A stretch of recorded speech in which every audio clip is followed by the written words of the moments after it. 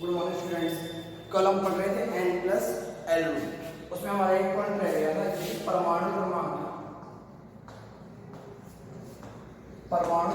बढ़ता है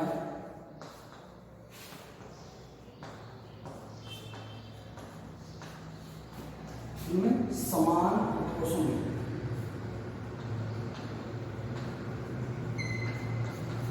तो ऊर्जा जो होती है वो क्या होती है, कम हो जाती है। जैसे देखते हैं हम हाइड्रोजन, 2 हाइड्रोजन वैसे इसकी एनर्जी क्या होती है, ज़्यादा होती है। क्यों? जैसे जैसे परमाणु क्रमांक बढ़ता जाएगा तो उसकी ऊर्जा क्या होती जाएगी, कम होती जाएगी। 2Li तो जैसे जैसे आपका परमाणु क्रमांक बढ़ते जाता है समान कोशों में, तो उनकी ऊर्जा क्या होती जाती है, कम होती जाती है। ये भी इसमें बताया था n प्लस एल में। आज आप हम बात करते हैं कक्षकों में इलेक्ट्रॉन भरने के लिए। इसके बात करेंगे कक्षकों में इलेक्ट्रॉन भरने के लिए। कक्षकों में इलेक्ट्रॉन भरने के लिए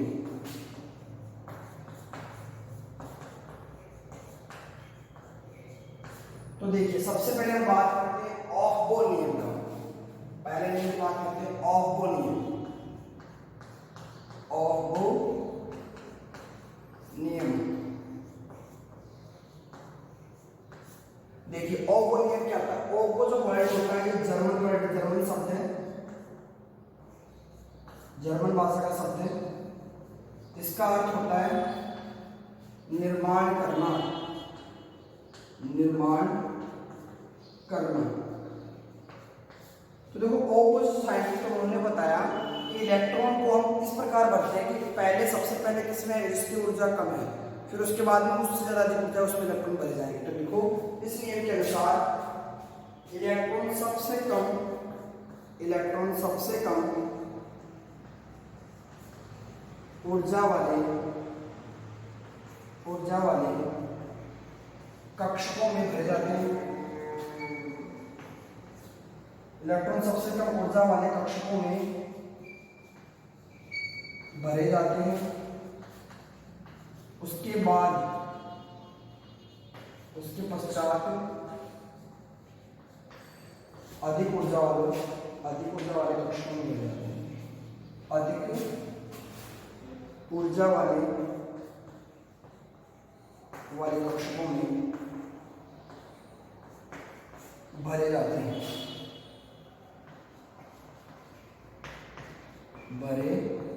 हैं। इन्होंने क्या कहा, इलेक्ट्रॉन सबसे कम ऊर्जा वाले कक्षकों में भरे जाते हैं, उसके पश्चात किसमें भरे जाते हैं, अधिक ऊर्जा वाले कक्षकों में भरे जाते हैं। अब बात आती है, उन्होंने अपना ऊर्जा का क्रम बताया कैसे, वो देखिए डायग्राम में समझते हैं।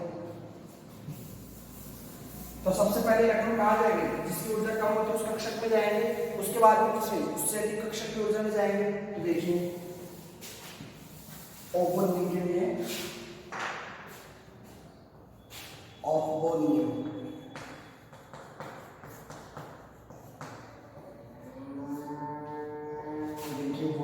एस एस, ठीक है। ये आपको लिखते चलना है सामने, 2s सॉरी 1s 2s, ठीक है। 3s 4s 7s 3s 4s 5s 6s 7s, इस प्रकार आप लिख लेंगे, ठीक है। फिर यहाँ देखिए, यहाँ हम लिख देंगे 2s हो गया, 1s 2s। अब लिखेंगे 2p 3p 4p 5p 6p 7p। फिर यहाँ लिखेंगे 3d 4d 5d 6d 7d, ठीक है। फिर लिखेंगे 4f 5f 6f 7f। इस प्रकार आप क्या करेंगे, ऑर्बिटल्स को लिखेंगे। पहले 1 से 7 तक ऐसे ऑर्बिटल लिखेंगे, फिर 2 से स्टार्ट करेंगे, फिर अगले से, फिर अगले से। फिर इनको इस प्रकार एरो से आप मिलाएंगे, एक को, फिर एक को, फिर 2 को, फिर 2 को, फिर 3 को, फिर 3 को, और फिर 4 को। 4 को कैसे मिलाओगे, 6p 7p, ये 4 को कैसे मिला दूंगी, ठीक है। फिर ये 3 को मिला देंगे, फिर इन दो को मिला दोगे, फिर ये एक को मिला दोगे। अब देखिए इन्होंने बताया कि इनको ऊर्जा के बढ़ते हुए क्रम में इस प्रकार हम क्या करते लिखते हैं। कैसे? मैं लिख देता हूँ ऊर्जा का बढ़ता क्रम, ऊर्जा का बढ़ता क्रम, बढ़ता क्रम। तो देखो ओबोले में क्या होता है, इलेक्ट्रॉन पहले कम ऊर्जा वाले कक्षक में जाते हैं, उसके बाद में कहाँ जाते हैं, अधिक ऊर्जा वाले कक्षक में भरे जाते हैं। तो इन्होंने ऊर्जा का क्रम बताया। सबसे पहले हम बात करेंगे वैलेंस, इसकी एनर्जी सबसे कम। फिर ये देखिए 2s, तो कैसे आ रहे हम, यूं, ये तो आ रहा है, फिर यहां से क्या आएंगे यूं, तो हर में ऐसे आते जाएंगे, ऐसे आप आते जाएंगे। उसके वैलेंस के बाद 2s के बाद में कौन आएगा 2p, फिर कौन आएगा 3s, 3p, 4s, 3d, 4p, 5s, 5s, 4d, 5p, 6s, 4f, 4f के बाद क्या आएगा 5d, 6p, 6p, फिर 7s। इस प्रकार आप क्या करेंगे, बढ़ते चलेंगे। ये था हमारा ऊर्जा का बढ़ता क्रम। इसके अनुसार इन्होंने क्या किया, इलेक्ट्रॉनिक विन्यास लिखा। इस प्रकार हम इलेक्ट्रॉन को भर सकते हैं। तो देखो एक एग्जांपल देता हूं आपको मैं। मान लीजिए कि आपके पास 16 इलेक्ट्रॉन है, 16 में कौन आता है ऑक्सीजन। अब इसका हमें क्या लिखना है, इलेक्ट्रॉनिक विन्यास लिखना है। तो इसके लिए चार बातों को ध्यान में होनी चाहिए। एस में मैक्सिमम 2 इलेक्ट्रॉन आ सकते हैं, कितने आ सकते हैं 2। पी में मैक्सिमम 6 आ सकते हैं, और डी में कितने आ सकते हैं 10, और एफ में कितने आ सकते हैं 14 इलेक्ट्रॉन। ये हमें ध्यान रखने पड़ेंगे 4, मतलब अधिकतम एस जो कक्षक है उसमें 2 इलेक्ट्रॉन भरे जा सकते हैं, पी में 6, डी में 10 और एफ में 14। अब देखिए सबसे पहले हम लिखते हैं सबसे कम ऊर्जा वाला कौन सा है 1s, इसमें कितने आ सकते हैं अधिकतम 2, हमारे पास कितने 16 है। फिर दूसरे में क्या है 2s, इसमें भी कितने आ सकते हैं 2। फिर लिखेंगे 2p में कितने आ सकते हैं 6, कितनों के 2 तो 4 और 6 10। फिर आगे क्या आता है उसमें 3s, तो हमने लिख दिया 3s, इसमें कितने आ सकते हैं 2 12। फिर देखिए आगे 3p, इसमें कितने आ सकते हैं 6 के, हमारे पास बचे कितने 2 2 4 और 6 10 और 2 12 4 बचे, तो 3p4। इस प्रकार हम क्या कर लेते हैं, इलेक्ट्रॉनिक विन्यास लिख लेते हैं। किसके रूल के अकॉर्डिंग, ऑप्पो नियम के अकॉर्डिंग। तो देखो ऑप्पो ने क्या कहा कि इलेक्ट्रॉन पहले कम ऊर्जा वाले कक्षक में भरे जाते हैं, उसके बाद में अधिक ऊर्जा वाले कक्षक में भरे जाते हैं। ये था हमारा ऑप्पो का नियम। अब आगे चलते हैं दूसरे नियम की तरफ। पाउली एक्सप्रेशन या पाउली का अपवर्तन नियम। देखो इसको ऐसे समझ सकते हैं कि हमारे लिए आपका न्यूक्लियस है 1 2, ये एनर्जी लेवल से आप पहले एनर्जी लेवल पे कितना है बराबर 1 में कितने इलेक्ट्रॉन है 2 और 2। ये देखो दूसरा एनर्जी लेवल ये 2 और 6 कितने हैं 8। तो यहाँ कितना आ जाएंगे 1 2 3 4 5 6 7 8। इस प्रकार आप करेंगे 3 में कितने हैं 4 और 6, तो आप कितने करोगे 6 इलेक्ट्रॉन फिलअप कर दोगे 3 4 5 और 6। इस प्रकार आप क्या करेंगे, इसमें 6 इलेक्ट्रॉन को भर लेंगे। इस प्रकार हमने पढ़ लिया ऑप्पो का नियम। अब हम पढ़ेंगे पाउली का अपवर्तन नियम। पाउली का अपवर्तन नियम, दूसरा नियम क्या है हमारा, पाउली का अपवर्तन नियम। पाउली का अपवर्तन नियम, अपवर्तन नियम। देखो पाउली ने क्या कहा, किसी परमाणु में उपस्थित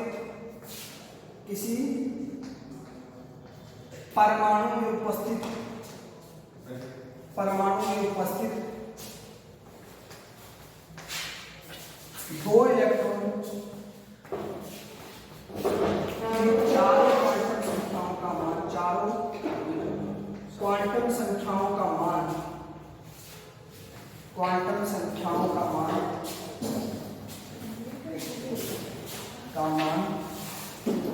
समान नहीं हो सकता, समान नहीं हो सकता। अब इन्होंने जो कहा किसी भी परमाणु में उपस्थित 2 इलेक्ट्रॉन है तो उसमें चारों क्वांटम संख्याओं का मान क्या नहीं हो सकता, समान नहीं हो सकता।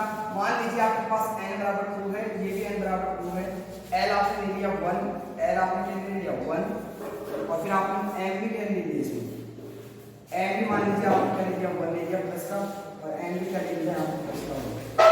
हो सकता है आपके तीनों क्वांटम संख्याएं समान हो जाए, पर h की वैल्यू क्या नहीं होगी, कभी भी समान नहीं होगी। एक के लिए तो क्या होगी प्लस हाफ, और एक के लिए क्या होगी माइनस हाफ। यानी मैं कह सकता हूं कि किसी भी परमाणु में यदि 2 इलेक्ट्रॉन उपस्थित हैं तो उसके लिए 3 क्वांटम संख्याएं तो क्या हो सकती है, समान हो सकती है, लेकिन उसके लिए चक्रण क्वांटम संख्या कभी भी समान नहीं होगी, क्योंकि दोनों इलेक्ट्रॉन कैसे चक्रण में होंगे, विपरीत चक्रण में उपस्थित होंगे। ये था हमारा पाउली का अपवर्जन नियम। और ये कैसे होंगे, ऐसे देखिए, अगर एक इलेक्ट्रॉन ऐसे भरा जाता है ऊपर की दिशा डिनोट करता है, तो दूसरा कैसे भरा जाएगा, नीचे की तरफ। तो हमेशा कैसे होते हैं, विपरीत चक्रण में होते हैं। फिर हम पढ़ेंगे हुंड का अधिकतम बहुलता का नियम। हुंड का अधिकतम बहुलता का नियम, हम पढ़ रहे हैं इलेक्ट्रॉन भरने के नियम। हुंड का अधिकतम बहुलता का नियम, हुंड का अधिकतम बहुलता का नियम, बहुलता का नियम।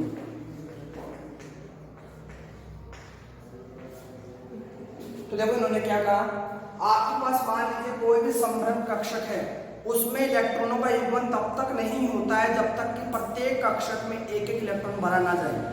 उसके बाद क्या हो सकता है, उसमें युग्मन प्रारंभ हो सकता है। किसने कहा, हुंड का अधिकतम बहुलता के नियम में कहा। तो लिखो, देखो इसकी डेफिनेशन, इसके अनुसार एक परमाणु की, इसके अनुसार एक परमाणु की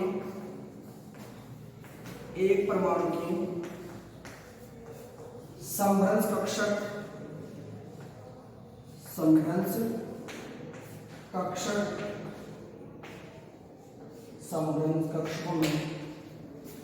कक्षकों में समान चक्रण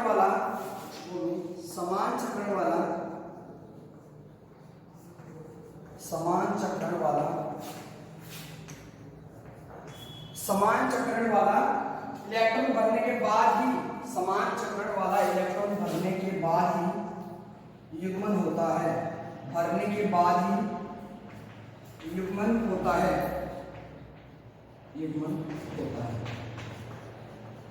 तो इन्होंने क्या कहा, देखो मान लीजिए आपके पास p ऑर्बिटल, आप जानते हैं सभी कैसे होते हैं, समभ्रम कक्षक होते हैं। तीनों p ऑर्बिटल की ऊर्जा कैसी होती है, px py pz तीनों बराबर होती है। अब उसमें जब तक कि हम समान चक्रण का इलेक्ट्रॉन नहीं भरते थे तब तक हम युग्मन स्टार्ट नहीं करते। जैसे समझते हैं, मान लीजिए आपके पास 3 p ऑर्बिटल्स हैं, मैं इधर भी एक बार लिखता हूँ, ये 3 p ऑर्बिटल्स हैं, px py pz, यहाँ भी लिखता हूँ px py। मान लीजिए मुझे इसमें 4 इलेक्ट्रॉन करने हैं,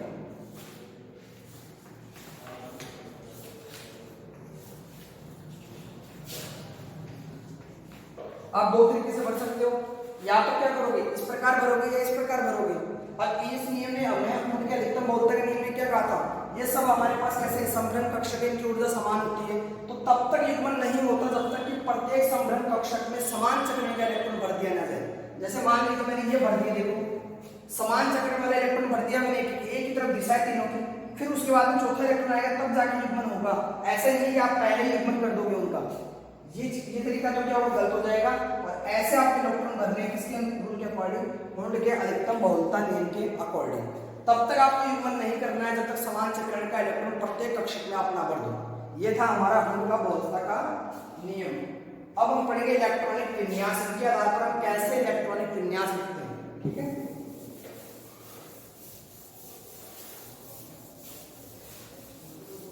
इलेक्ट्रॉनिक विन्यास, इलेक्ट्रॉनिक